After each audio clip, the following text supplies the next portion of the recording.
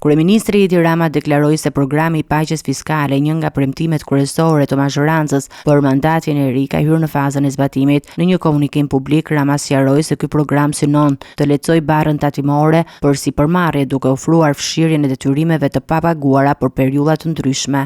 Si do të jetë kjo falje? A. Fshirje e plot e detyrimeve tatimore të papaguara që i përkasin periudhave më të hershme se 10 vite. B.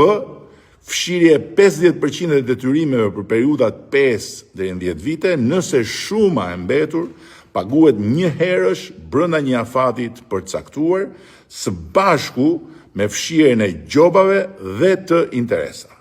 C. Fshirje 25% e detyrimeve për të njëjtën periudhë, 5 deri në 10 vite, nëse shumat paguhen me këste brenda një viti, gjithashtu edhe kjo me fshirje të gjobave dhe të interesave. D. Fshirje e gjobave dhe e kamatvonesave për periudhat 1 deri në 5 vite, me kusht që të paguhet i plot tatimi, tarifa ose kontributi i të njëjtës periudhë. Rama njoftoi gjithashtu fshirjen e gjobave dhe kamatvonesave për periudhat 1 deri në 5 vite, me kusht që tatimet, tarifat ose kontributet e kësaj periudhe të paguhen plotësisht. Sipërmarrjet do të kenë mundësi të rishikojnë deklarimet e mëparshme financiare, ku për ndryshime mes deklarimit të vjetër dhe atij të rishikuar do të paguhet vetëm 5% tatim mbi fitimin. Për një periudhë që mund të shtrihet deri në 3 vite, sipërmarrjet mund të lidhin marrëveshje vullnetare me administratën tatimore, ku të pranojnë të rrisin me 18% fitimin e tatueshëm krahasuar me vitin e kaluar.